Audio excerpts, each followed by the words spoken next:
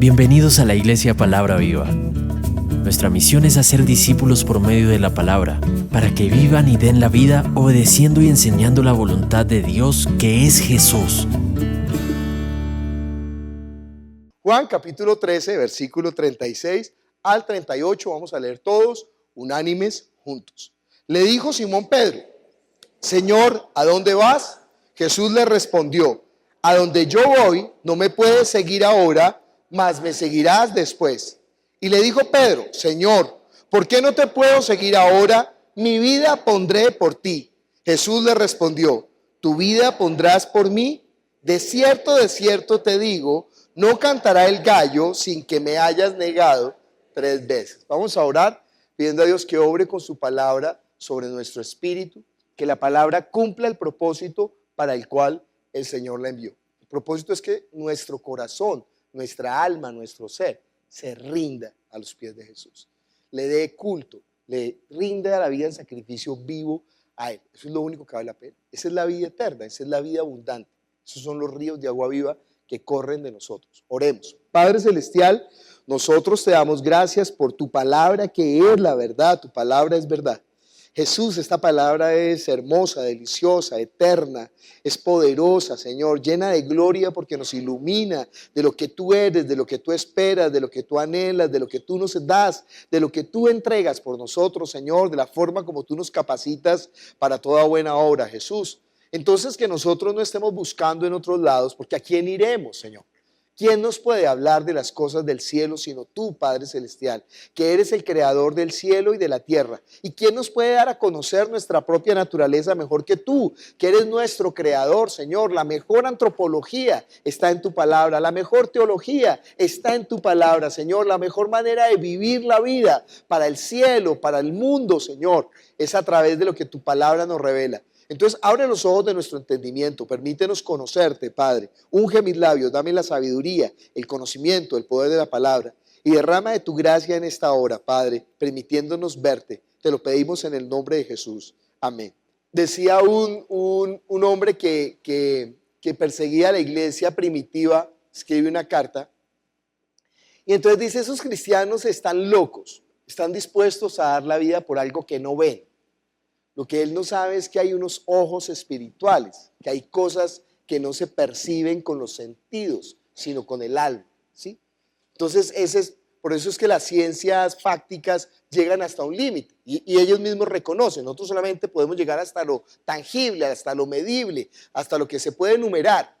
Pero obviamente que hay otras ciencias más elevadas a las cuales no podemos llegar, las ciencias del pensamiento, de la filosofía, de la teoría, de la sociología. Pero además de esas ciencias, hay otra ciencia que es la ciencia eterna, la ciencia del espíritu, la sabiduría del espíritu y el conocimiento del espíritu. Y eso es lo más alto. Y esa revelación es la que Jesús nos trajo y la cual el Espíritu Santo nos permite conocer. Entonces, que nosotros podamos entender eso, ¿sí? No sé si alguna vez usted se ha acercado, por ejemplo, a una charla técnica, cuando va uno, por ejemplo, de computadores. Yo no le decía a la persona que le arregla el computador: mire, es que el cosito no le funciona cuando lo espicho. Y entonces el Señor le dice: ¿cuál cosito? Este cosito. El mouse no sigue el cursor debido de su clic, porque resulta que en el sistema operativo, y empieza a decirle un poco, yo no sé si es para cobrarle más o para, pero uno se queda, dice: no, arrégleme el cosito, viejo, arrégleme el cosito, que yo pueda chatear con mi abuelita, ¿sí? Ya, eso es lo que necesito, porque uno no conoce ese tipo de conocimiento, de sabiduría. O cuando el médico le dice a uno: es que hay un trauma cráneoencefálico en el cual los vasos han sido comprimidos y entonces la irrigación, que no, se dio un tiestazo en la mula, ¿sí? Uno entiende en esos parámetros. Bueno, en cuanto a las cosas espirituales, imagínese ese conocimiento, pero Dios se hizo como uno de nosotros y en nuestros términos nos habló. De modo que ese conocimiento ha sido revelado y no hay duda. Uno no puede decir: ¿será que él se explicó bien? No sé, mire, Jesús es la sabiduría de Dios. Jesús es el poder de Dios y Él nos habló en nuestros términos. Entonces no hay duda de que su explicación siempre va a ser ¿qué? Correcta, precisa, exacta. Por eso mejor que los teólogos, mejor que los diccionarios, mejor que los estudios de los hombres, está la revelación que Dios nos dio a través de su palabra. Nosotros estamos estudiando Juan, ya vamos a entrar a uno de los mejores capítulos, que es el capítulo 14, ¿sí? En mi concepto, es que todo Juan es tan bueno, ¿no? Pero yo creo que la flor de la nata está en Juan capítulo 13, 14, 15, 16 y 17. Pero el 13 es como una preparación con el lavamiento de los pies para empezar a hablar en el capítulo 14 de toda su vida. Antes de eso suceden dos hechos importantes. Jesús anuncia la traición de Judas, ¿sí? Y Judas sale de noche, dice, para traicionar a Jesús, y después lo veremos más adelante, terminará Judas ahorcándose, y se ahorca y se revienta la cuerda y se cae una piedra y se le revientan las tripas y ese campo pues queda maldito. Bueno, todo un rollo con el pobre, no con el pobre, porque él lo hizo conscientemente, ¿sí? Ese es el punto. Él lo hizo conscientemente, a sabiendas, ¿sí? De Anás y Caifás dijo, perdónalos porque no saben lo que hacen. De Anás y Caifás no sabían, aunque fueron los que instigaron para matarlo. Pero de Judas dirá, mejor le hubiera sido no haber nacido. ¿Por qué? Porque él conocía quién era Jesús. Él sabía, él estuvo con él, 3 años predicó el evangelio, echó fuera demonios, sanó enfermos, estuvo ahí pagando el precio y sin embargo al final falló. Al final se vendió por 30 monedas, ¿sí? Por eso Jesucristo dijo, el que persevere hasta el fin. Puede ser que uno haya corrido toda la carrera y al final quedarse por el camino. Eso sería demasiado triste. Y eso es lo que nosotros tenemos que evitar. Por eso dice que nuestra vida de fe tiene que ir de gloria en gloria, de crecimiento en cada vez más, cada vez más. Como dicen en Alcohólicos Anónimos, un día a la vez, un día a la vez. Hay una canción cristiana, ¿no? Un día a la vez, mi Cristo, es lo que quiero de ti. Yo quiero vivir mi vida de fe un día a la vez. O sea, que hoy sea el día del encuentro con Él, ¿no? Porque hoy podíamos morir. Entonces, Dios nos persevere. Hoy vamos a aprender que Dios es Dios. Salmo capítulo 40, versículo 4 al 10.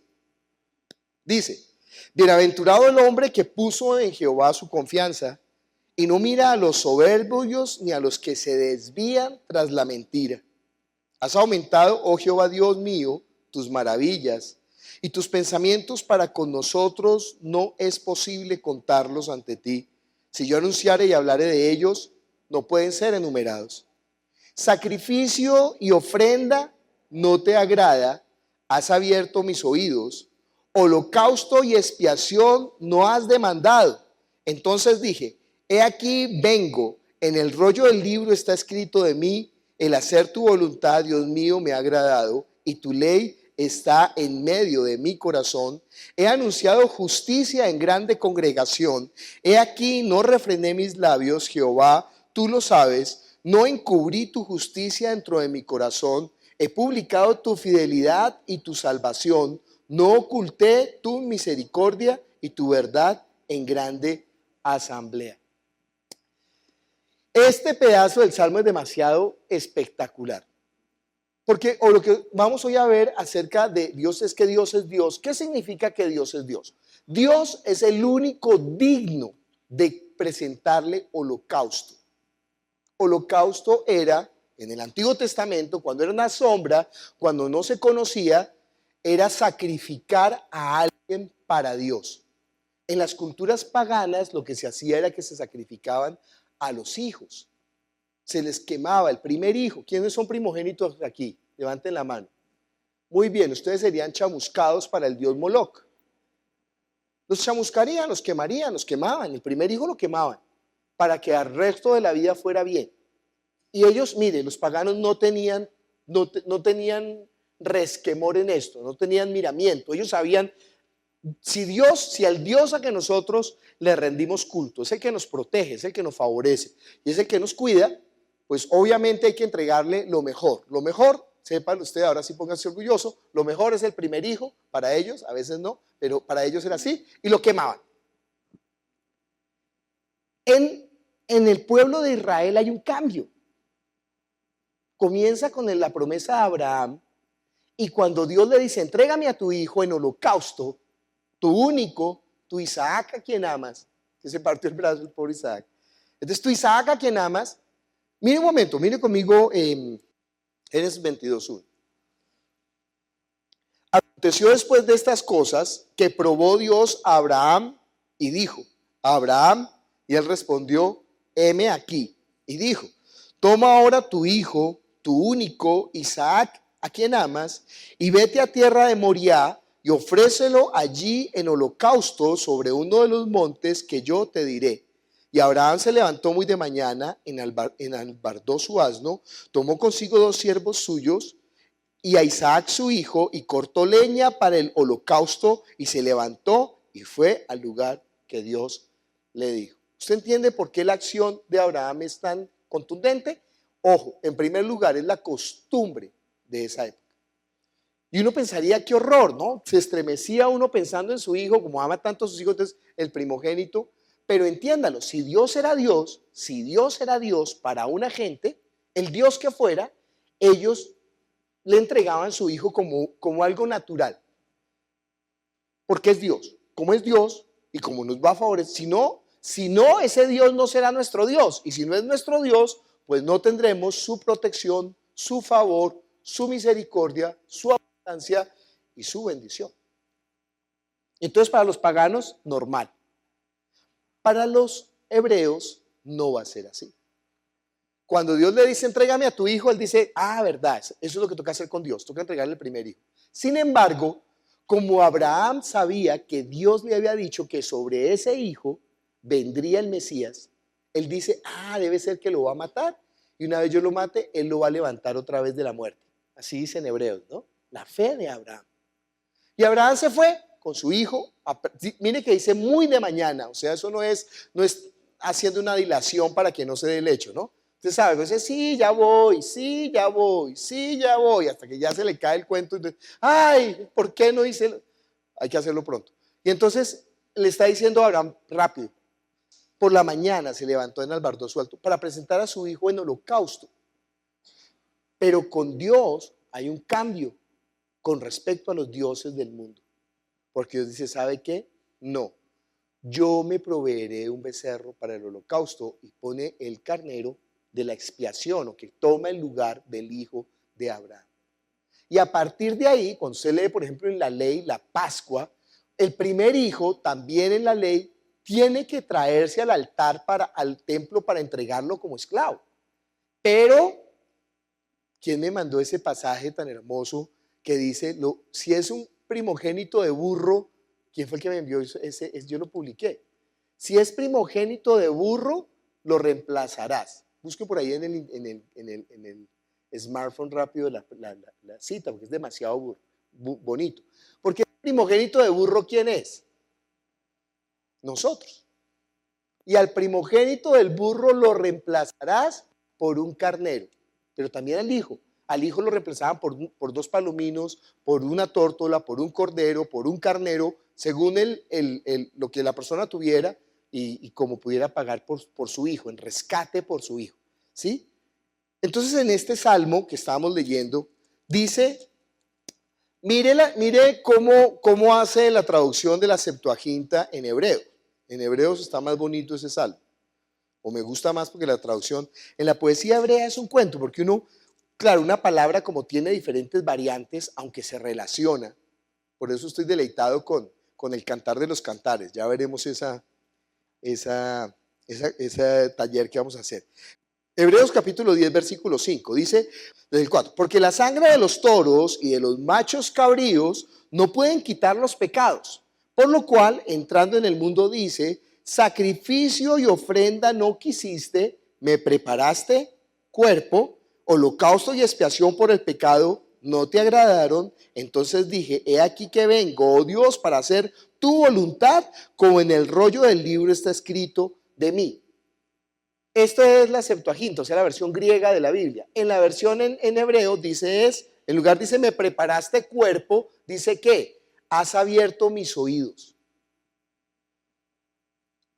¿Por qué? Porque es el que obedece la palabra, eso es preparar cuerpo.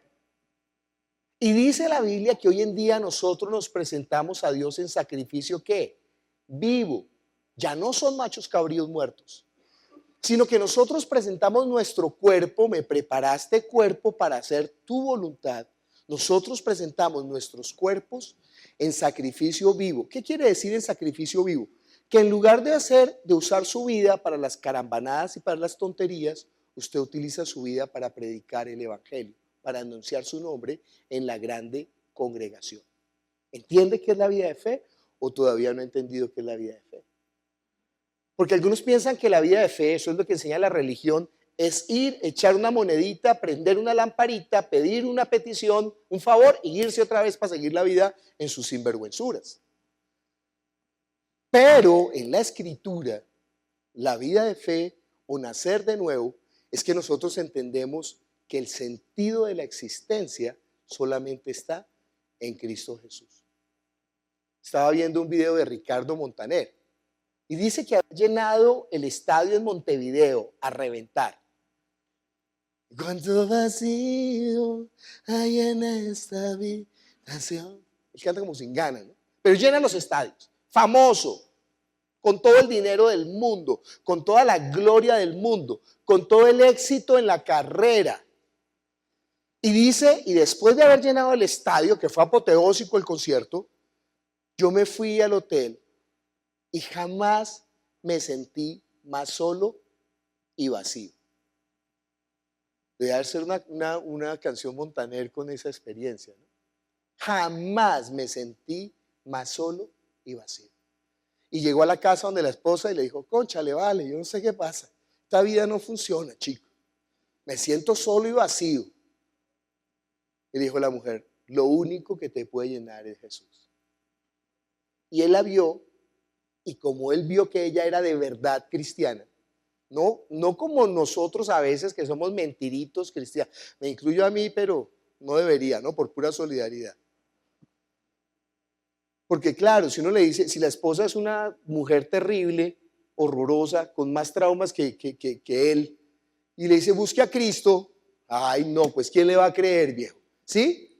Uno con una vida desgraciada, oscura, llena de demonios y tinieblas, busque a Cristo, pues bueno, hasta los demonios predican de él, eso es verdad, ¿sí? Pero obviamente que si ella le está diciendo, Cristo es la solución de tus problemas, pero ni siquiera ha permitido que Cristo reine en su vida, ¿entiende? Porque muchos hijos no creen en Dios, porque los padres le dieron un mal testimonio de la fe. ¿Sabe qué tiene que hacer, hijo? Usted tiene que entonces pararse y llamar a cuentas a su papá y decirle, ¿sabe qué, papá? Usted no ha vivido la vida de fe. Llámelo a cuenta, dígale, ¿sabe qué? Se lo digo con todo el respeto, pero se lo digo con todo el amor que le tengo porque usted me dio la vida de la carne.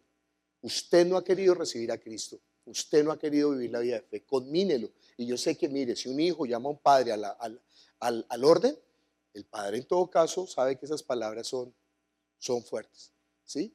Y se lo está diciendo por el amor de su espíritu. Entonces, claro, la mujer le dice a Ricardo Montaner, chico, lo que tú necesitas es a Cristo. Y el hombre dijo, voy a probar. Él no dijo, sí, me entrego. No. Él dijo, voy a probar. Bueno, hasta el día de hoy, él sigue siendo cristiano. Porque eso que no puede hacer nada de este mundo, lo que nosotros hemos llamado la plenitud de la existencia. Y no hay nada igual. Mire, pueden venir vientos, tribulaciones, o pueden venir éxitos y famas. No nos pueden robar eso. No pueden ni siquiera sustituirlo. Sí, si una persona por el éxito y la fama se deja desestabilizar, si por la honra de los hombres se deja desestabilizar, perdió. Si por las angustias y las contingencias y los problemas también se deja desestabilizar, perdió. Sino que nosotros tenemos que permanecer en él. Siempre, en las buenas y en las malas, ¿no? Eso es lo que es la plenitud de la existencia. Entonces dice, me preparaste cuerpo para hacer ¿qué? Tu voluntad. Eso es el sacrificio vivo. ¿Por qué estamos hablando de eso? Que Dios, o sea, mire, el único que merece que usted le entregue la vida, el propósito de su existencia es Dios. Y eso significa que lo que usted le está entregando, el propósito de su existencia, eso es Dios para usted. Alguna gente es bien deprimente a quien le entregan la vida. Yo le conté del peluquero ese que una vez no volví a cortarme el pelo donde él me causó demasiado dolor. Porque la segunda vez que fui le dije otra vez, ¿qué hubo, hermano? Dijo, antes me trasquiló ese día, ¿no? Le dio como rabia, no estoy hablando carreta, le dio como rabia que le hubiera predicado otra vez. Pero él me dijo, a mí lo que me hace levantar cada día son las deudas. Imagínese que el Dios de uno sean las deudas. Y para otras personas son las drogas. Y para otras personas es el alcohol. Y para otras personas es el sexo ilícito. Pero para otras personas es el trabajo. Para otras personas es el fitness, es el cuerpo. Para otras personas son los hijos. Para otra persona es el dinero. Es la empresa. Para otra persona son los títulos de este mundo, la honra de los hombres. ¿Y sabe qué? Si no le cree a Ricardo Montaner, créale a Brigitte Bardot. Si no le cree a Brigitte Bardot, créale a Bill Gates. Si no le cree a Bill Gates, créale a toda la gente que ha probado la fama y la gloria de este mundo. Y al final resulta como Salomón, el hombre más sabio, diciendo, vanidad de vanidades, todo es vanidad. Lin Yutang, el filósofo natural más grande que ha existido, terminó a los 67 años volviéndose a congregar en la iglesia presbiteriana donde su papá había sido pastor, después de haberse ganado todos los títulos del mundo. Y dijo, ¿sabe qué? El único conocimiento, la verdadera sabiduría es estar a los pies de Cristo. No hay lugar más alto. No hay lugar más alto. Créalo, créalo, créalo. O sea, ay, deje de tontear. Si no le cree a la Biblia, créale a Bill Gates, o a Michael Jackson, o a la gente de este mundo. Pero deje de ser tan necio. Usted que ya ha conocido la verdad, pero ¿de verdad la ha conocido? ¿De verdad la ha conocido? Piense eso. ¿O es que su ídolo, o sea, lo que usted realmente anhela en su corazón es tan grande? ¿De verdad el dinero es más grande que Dios? Entonces es como Judas. 30 monedas de plata por su alma. Valiente precio que ha tasado su alma, dice la Biblia. Valiente precio. No vale la pena. Pero bueno, esa es la decisión suya, ¿sí? Lo increíble es eso, es que Dios nos permite tomar la decisión, no nos obliga a amarlo, porque si no, no sería amor. Yo estaba explicando en Costa Rica la salvación a una niña que era europea. Usted sabe lo difícil que es hablarle a un europeo de la salvación, porque ellos tienen todo el pensamiento posmoderno, ese universo líquido en el que todo vale y en el que cuál Dios. Y entonces decía, pero es que yo no entiendo, al final Dios muestra que yo soy pecador, ¿para qué? ¿Para gloriarse Él de que Él es el que me puede salvar? Pero fíjese cómo es eso, que Él no se gloría, Él se hace humilde, paga por nosotros, para que humildemente nos hace la invitación de que nosotros aceptemos su salvación. Y ahora aceptando esa salvación, Él permite que nosotros seamos partícipes de su gloria. Dice la Biblia, somos colaboradores suyos. Imagínese, ¿usted de quién quiere ser colaborador? No, yo ahora soy colaborador del señor Moreno en el Banco Mundial. ¡Qué maravilla! No, qué maravilla. ¿Usted de quién es colaborador? No, yo soy asesor de Putin. ¡Oh, qué maravilla! ¿Usted de quién es colaborador? Yo soy colaborador de Cristo para el reino eterno. Cuando estábamos cantando que al estar ante ti adorando frente al mar de cristal, yo tenía los ojos cerrados y sentía a toda la congregación cantando y de pronto veía cuando estemos en el cielo, imagínense, millones alabando al Señor. Millones adorándolo. Y yo decía, pero ¿cómo va a ser? Entonces yo imaginaba, ¿será que Él va a estar allá en un pedestal alto? No, porque Él no es así. Él no es así. Él no va a estar en un pedestal alto allá. No, ¿sabe cómo va a estar? Como uno de nosotros. Es más, mostrándonos las heridas que le infligimos cuando estuve en la casa de mis amigos, dicen Zacarías. Entonces me preguntarán por mis heridas. ¿Y esto qué es? Y diré, estas son las heridas que hicieron en la casa de mis amigos. Y entonces Él empezará a moverse entre nosotros y no habrá bochinche, o sea, la gente no irá a tratar de tocarlo. ¿Por qué? Porque dice la Escritura también que en ese momento Dios era todo en todos. O sea, así como cuando usted cierra los ojos y usted siente que está en la presencia del Señor, delante de Él, en ese momento así va a ser Él con todos y todos sintiendo. Todos en ese.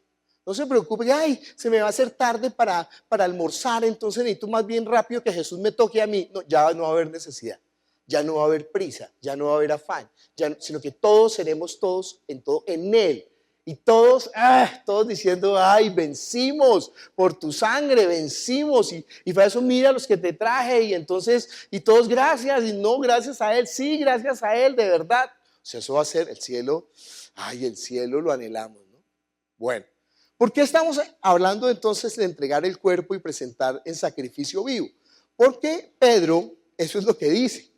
¿Sí? Vamos otra vez a Juan capítulo 13, versículo 36. Dice, le dijo Simón Pedro, Señor, ¿a dónde vas? Jesús le respondió, a donde yo voy, no me puedes seguir ahora, mas me seguirás después. Fíjense que en el versículo anterior, ¿por qué le hace esa pregunta? Porque en el versículo 33 dice, hijitos, aún estaré con vosotros un poco, me buscaréis, pero como dije a los judíos, así os digo ahora a vosotros, a donde yo voy, vosotros no podéis ir. Entonces dice, fíjese, el cielo, la gente no va a ir al cielo porque Jesús dijo que nadie puede ir al cielo. Ay, pero ¿por qué no leen toda la Biblia? Porque unos versículos después se explica, ¿sí? Por eso no le puede creer usted a los teólogos, porque los teólogos no se leen la Biblia, entonces mienten de su propio interés, ni siquiera es de su propia ignorancia, ojalá fuera de su ignorancia, pero de su propio interés son capaces de cambiar la palabra, ¿sí? Lo triste es que haya ingenuos que leyendo la palabra les crean. Le dijo a Simón Pedro, Señor, ¿a dónde vas? Simón Pedro, Jesús le respondió, a donde yo voy no me puedes seguir, ¿qué? Ahora, mas me seguirás, ¿qué? Después. Le dijo Pedro, ¿a dónde iba a ir ahora? Miremos Lucas capítulo 23, versículo 43. ¿A dónde iba a ir ahora? ¿Al cielo? No está hablando todavía del cielo. Todavía no está hablando del cielo. Cuando su merced se muere, no se va para el cielo todavía. Se queda en un lugar aquí, en este mundo físico, pero en un plano espiritual. Se va al paraíso. Lucas capítulo 23, versículo 43. Porque así lo dice la Biblia, no porque nosotros nos inventamos una teología, una teogonía, una cosmogonía. No, es porque está en la Biblia, así está. ¿Qué hacemos? Nos toca contradecir a las teologías tradicionales, pero es que nos toca más bien aseverar lo que está en la palabra. Dice en el versículo ¿qué? 23:40. Lucas 23:43. Gracias. Entonces Jesús dijo, bueno, versículo 41. Está el ladrón a un lado de Jesús. Nosotros a la verdad justamente padecemos porque recibimos lo que merecieron nuestros hechos, mas ningún mal hizo. Y dijo a Jesús, acuérdate de mí cuando vengas en tu reino. Entonces Jesús le dijo, de cierto te digo que hoy estarás conmigo en el paraíso. Alguna gente le pone coma, ¿no? De cierto te digo hoy, coma, estarás conmigo en el paraíso. Así hacen los testigos, pero no es verdad la coma. Las comas no existen en el griego. Y es más, en el griego es muy fácil saber a dónde se derivan todas las palabras por algo que se llama la declinación. Entonces Jesús le dijo, de cierto te digo que hoy estarás conmigo, ¿qué? En el paraíso. Cuando Jesús murió, va a ir en primer lugar al paraíso, después irá a los lugares de los espíritus encarcelados de la época de Noé. Bueno, no vamos a hablar aquí de eso, venga al seminario, que eso lo vemos claramente en la clase número 43. No sé si es la 43, pero bueno. Pero Jesús cuando murió, ¿a dónde fue? Dice la Biblia, al paraíso. El primero que entró en el paraíso es Jesús. Después le sigue ¿quién? El ladrón que está a su lado. Hoy estarás conmigo en el paraíso. ¿Cómo sabemos que Jesús no fue al cielo? Mire conmigo Juan capítulo 20, versículo 17, y alguien que lea en una traducción actual, porque en Reina Valera, por una sutileza la gente se equivoca. Jesús le dijo, suéltame que aún no he subido al Padre. Anda y di a mis hermanos que me voy con mi Padre y vuestro Padre, con mi Dios y vuestro Dios. Entonces María Magdalena cuando lo ve resucitado se le apercolla. Ella es muy efusiva, ¿no?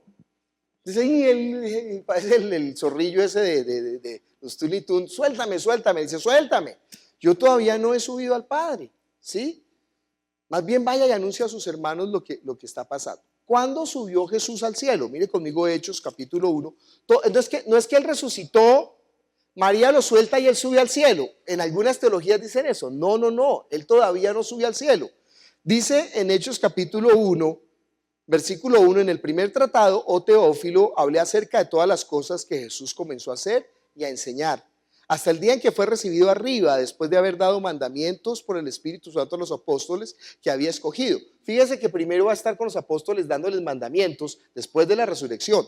¿Cuántos días? Dice, a quienes también después de haber padecido se presentó vivo con muchas pruebas indubitables, apareciéndoseles durante 40 días y hablándoles acerca del reino de Dios. Sépalo que la aparición de Jesús no es que un momentico y de pronto ellos estaban bajo un éxtasis momentáneo de anhelo de verlo resucitado y que fue solamente una imaginación de ellos. No, viejo, eso fueron 40 días con pruebas indubitables.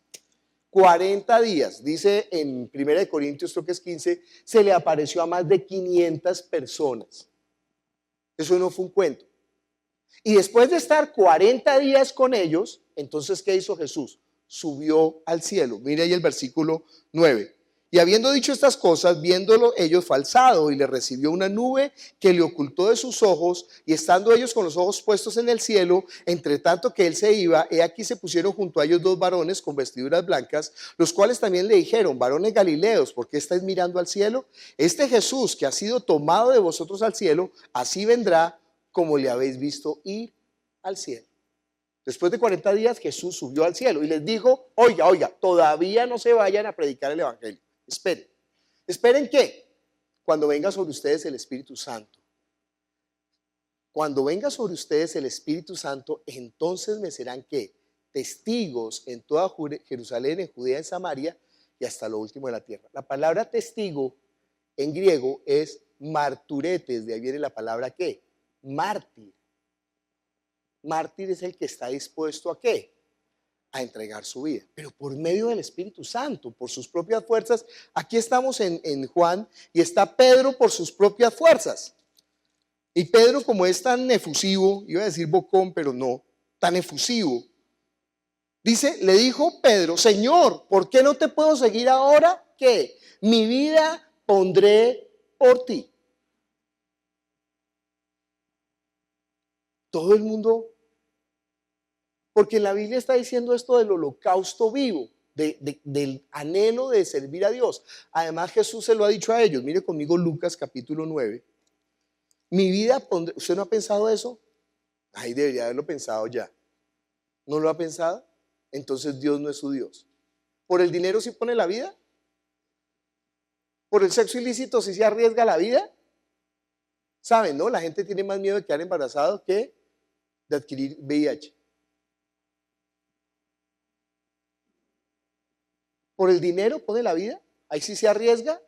No, es para que no me vayan a robar unos motorcitos, entonces no importa. Y entonces ahí sí se arriesga la vida. No, es que tengo que hacer esa transacción, pero oiga, es muy peligroso. No importa porque primero, lo primero, ¿qué? ¿O la familia?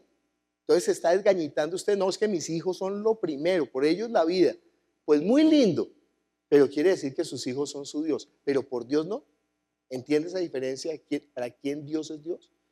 Mire conmigo Lucas capítulo 9. Desde el versículo 20, él les dijo, ¿y vosotros quién decís que soy yo? Entonces respondió Pedro, el Cristo de Dios. Dicen los teólogos que jamás los discípulos dijeron eso, que eso no es verdad.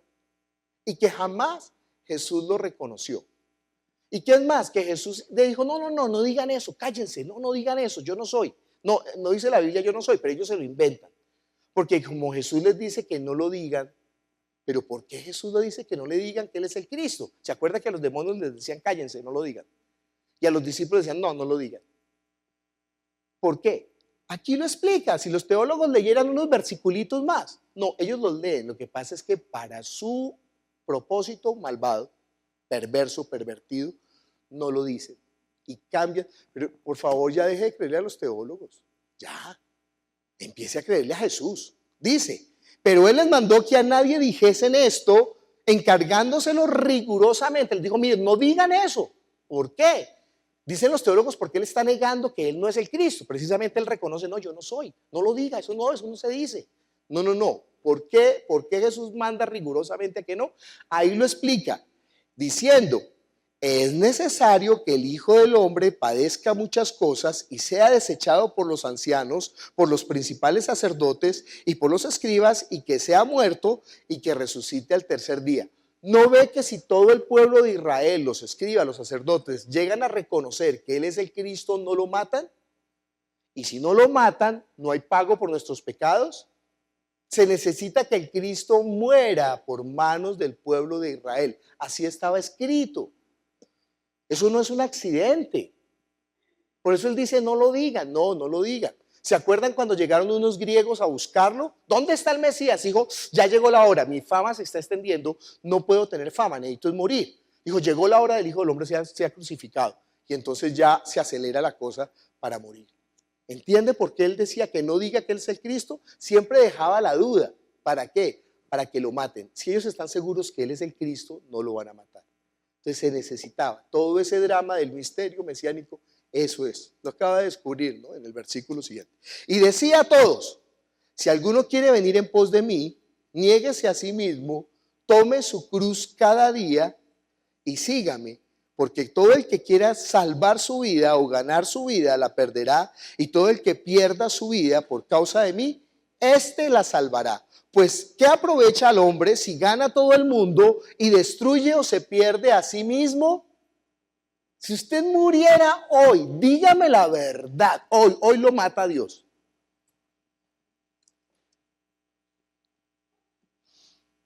Cuente. ¿No? ¿No hay posibilidad de que muera hoy?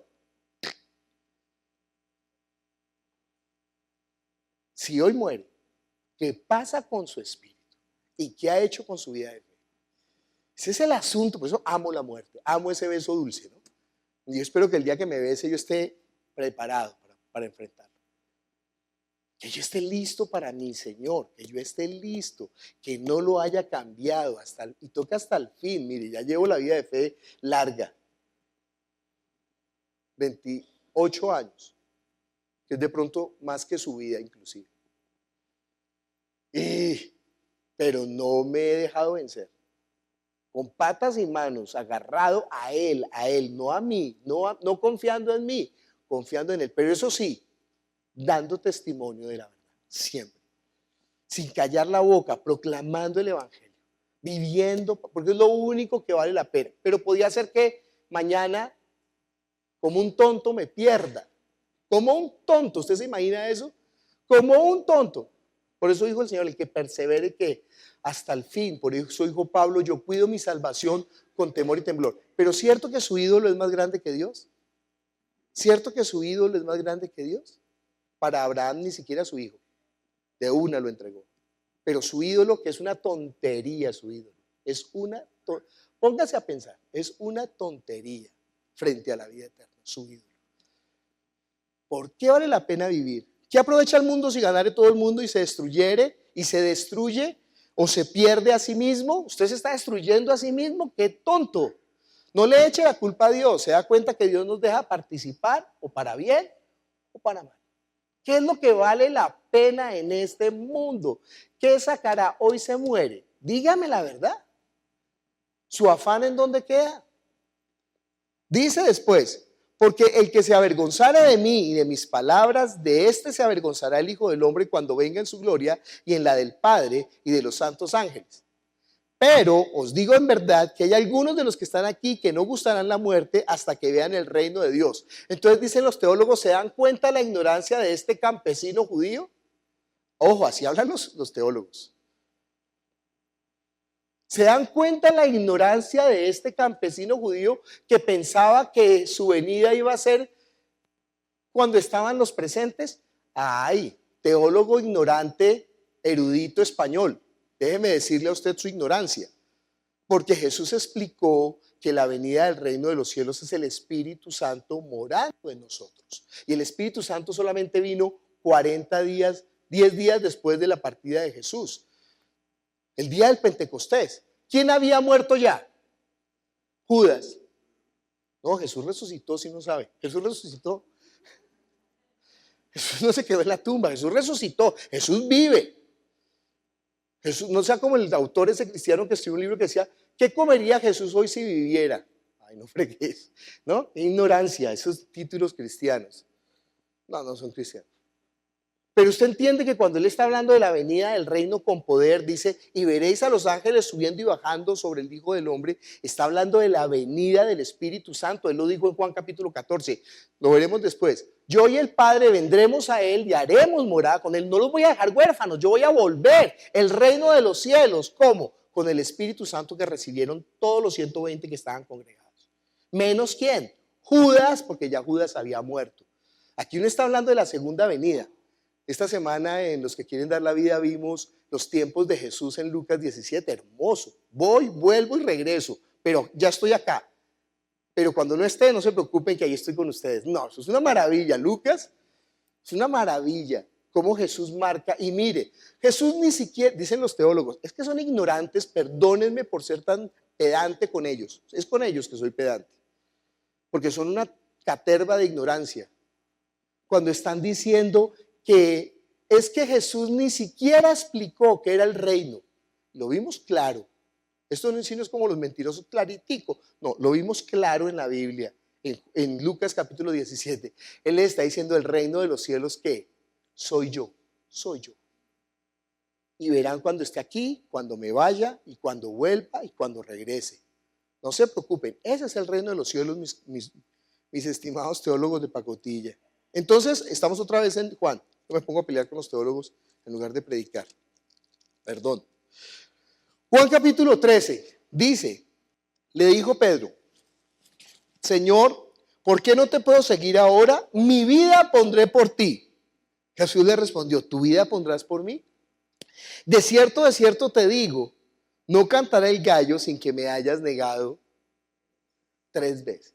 Mire, Pedro tenía las ganas. Pedro era ferviente, ¿se acuerda que inclusive le cortó la oreja a Malco y después Jesús se colocó y se la puso? Dijo, no viejo, no, eso no es el reino de los cielos. No es con espada, no es haciendo masacres que vamos a restaurar el orden y la paz. No es con masacres, sino con la palabra. Entonces Pedro se desilusiona y sale corriendo. Y después de que sale corriendo, ¿qué pasa? Lucas 22, versículo 54. Y prendiéndole le llevaron y le condujeron a casa del sumo sacerdote y Pedro le seguía de lejos. Y habiendo ellos encendido fuego en medio del patio, se sentaron alrededor y Pedro se sentó también entre ellos. Pero una criada al verle sentado al fuego se fijó en él y dijo, también estaba con él. Pero él lo negó diciendo, mujer, no le conozco. Un poco después viéndole otro dijo, tú también eres de ellos. Y Pedro dijo, hombre, no lo soy. Como una hora después otro afirmaba diciendo, verdaderamente también estaba con él porque es Galileo. Y Pedro dijo, hombre, no sé lo que dices. Y enseguida mientras él todavía hablaba, el gallo cantó. Entonces, esta es la parte dura que nos relata Lucas y ninguno de los otros evangelistas lo dice. Entonces, el Señor miró a Pedro. Están en el patio, le están afligiendo y le están juzgando. Y Pedro está por allá lejos. No, yo no lo conozco. Y de pronto lo mira y los ojos de ellos, y el Señor lo mira. No dice qué mirada le hizo. Pero él había dicho, no, yo no te, aunque todos, yo no te, y todos una vez habían dicho, sí, todos también pondremos la vida. Todos salieron corriendo. Y Pedro lo está negando. Pero ojo, tenga en cuenta, Pedro no ha recibido el Espíritu Santo. Por eso cuando habla de la negación, habla del que lo ha conocido bien. Todavía Jesús no ha muerto ni resucitado. Ojo con su vida de fe. Ay, Pedro lo negó. Sí, pero usted que ya lo conoce, ¿lo va a negar? Porque si usted lo niega, entonces él también lo negará. Y entonces le dice entonces vuelto el Señor, miró a Pedro y Pedro se acordó de las palabras que el Señor le había dicho, antes que gallo cante me negarás 3 veces. Y Pedro, saliendo afuera, lloró amargamente. ¿Usted sabe lo que va a pensar Pedro si él le había dicho, mire, el que me negare, chao, el que me negare, nada? Y entonces, ¿cómo quedó el corazón de Pedro sabiendo, ay, negué al Señor, lo traicioné? Pero afortunadamente siempre nos perdona, siempre. El problema es si usted va a querer volver a Él. Si su corazón endurece, mire cómo está, mire, realmente examínese y mire cuán endurecido está su corazón, que usted ya ante la palabra no se quebranta. Ya no le importa, le vale 5, le importa un pito, ¿sí? Y yo lo siento, voy a seguir predicando el Evangelio, porque como aquí predicamos es el Evangelio. Entonces cada vez que abra la Biblia, ¿qué? Si usted está mal, recibirá palazo. No por parte mía, porque llevamos la palabra en orden consecutivo. Entonces cada vez nos atraviesa. Sí, uno dice, ay Señor, cambia ya el discurso. No va a cambiar. Juan 14, 15, 16, 17 es un gozo, es un deleite. Pero por ahora palo, ¿no? ¿Qué dice Juan capítulo 21, versículo 15? Estamos con Pedro que quedó con el corazón arrugado, porque ha negado al Señor, ¿qué? No una, no dos, 3 veces. 3 veces lo ha negado. Y al final de que lo negó, Jesús lo mira y hermosa, es una película, creo que Mel Gibson está en esa película, ¿no? No sé si en la Pasión no es tan buena película, pero eso, no sé si esa escena está. Pero yo imagino, Jesús lo mira y el otro queda y se acordó, ¿no? Se acordó. Versículo 15, cuando hubieran comido, Jesús le dijo a Simón Pedro, se aparece ya Jesús resucitado con Pedro y lo llama a la playa y Pedro estaba avergonzado, ¿no? Simón, hijo de Jonás, ¿me amas más que estos? En la Reina Valera no está muy bien la traducción, pero en las versiones actuales sí. Porque el Señor le pregunta, ¿me amas? Y Pedro le responde que te quiero. ¿Se ha visto cuando el novio no se quiere comprometer? Y la niña le dice, ay, ¿tú me amas? Él dice, te quiero. Salga corriendo, el tipo no la quiere ya. Salga corriendo. ¿Para qué pierde el tiempo? ¿Para qué pierde el tiempo? Ay, pero es que de pronto va a cambiar. No va a cambiar. Si el novio no es capaz de decirle te amo, va a ser difícil después. Bueno, Dios cambia a todo el mundo. Yo me meto en problemas aquí. Sí, Señor, tú sabes que te quiero. Le dijo, apacienta mis corderos. Volvió a decirle la segunda vez, Simón, hijo de Jonás, ¿me amas? Pedro le respondió, sí, Señor, tú sabes que te quiero. Le dijo, pastor, ¿se da cuenta que ya Pedro no es capaz de mentir? Ya tiene la vergüenza. Cuando dijo, mi vida pondré por ti, porque eso significa el amor que está hablando Jesús. Ágape, es el amor que da la vida. Pero él le dice, ¿sabes qué? No llega hasta tanto, solamente te quiero.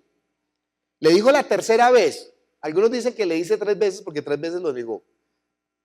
Pero no sé si es coincidencia. Le dijo la tercera vez, Simón, hijo de Jonás, ¿me amas?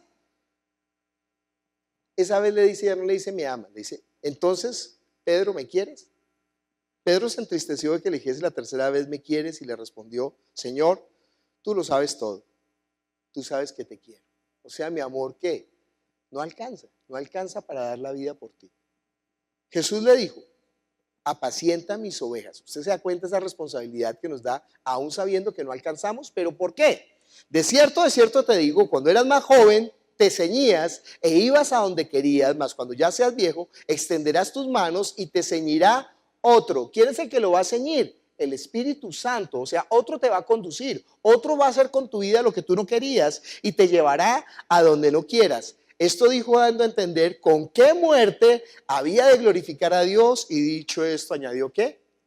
Sígueme. Lo que Pedro no podía. Sí, él blufeando, yo te seguiré, en mi vida pondré por ti. Le dijo, no, Pedro, tú no puedes. Por ti solo no puedes. Pero cuando el Espíritu Santo venga sobre ti, tú me serás ¿qué? Testigo. Y de cierto vas a dar tu vida por mí. Pero necesitamos entonces que el Espíritu Santo señoree nuestras vidas. Si no, no. Si usted se apartó, si usted se enfrió, si su lámpara se está apagando, no se afane. Él no vino a apagar la lámpara que humea. Él no. Al contrario, la va a encender, la va a limpiar. Pero si usted se dispone. Esa es la parte de Dios tan sublime. Si nosotros no queremos, Él no va a actuar. Nos respeta. Increíble que Él nos respete. Que Él no nos obligue, no nos manipule. Pero Él nos está diciendo, ¿sabe qué? No hay lugar más alto y más grande. Vamos a ponernos de pie y vamos a orar. Padre Celestial, nosotros te damos gracias por tu palabra que es la verdad. Tu palabra es verdad, Señor Jesús. Ayúdanos a entender todo. Ayúdanos a entender no con el conocimiento vano de los hombres de este mundo que tienen su interés, Señor, puesto en sus mentiras, Señor. Algunos ni siquiera saben que mienten y están engañados. Otros saben que mienten a propósito para robar tu gloria, para desvirtuar tu nombre. Pero en 2000 años el Hades no ha podido prevalecer contra la iglesia. No puede. Por más argumentación, 2000 años llevan preparando argumentación y no pueden. No pueden tumbar la gloria de tu Hijo, Señor, que con humildad, con lo más humilde de Él, con lo más sencillo de Él, venció la sabiduría de este mundo y la maldad de este mundo. Con la cruz venció el pecado, venció a Satanás, venció los poderes de este mundo. Y nos envía la promesa del Espíritu Santo para que tú seas rey. Entiende por qué el Señor no es Dios todavía en su vida, porque usted no le ha permitido que el Espíritu Santo de Dios gobierne su vida. Por eso no va a venir, tiene que rendirse, tiene que arrodillarse, como usted no ha querido, por eso. Y entonces ¿usted qué hace? ¿Se burla de la manifestación del Espíritu Santo porque usted no la ha recibido? Deje de ser necio más bien, deje de tener la cerviz tan dura, deje de estar oponiéndose a Dios, derribe los ídolos que tiene en su corazón y por primera vez entréguele su vida de verdad. Dígale, Señor, yo me ofrezco como sacrificio vivo, santo, agradable a ti, que ese es tu culto racional.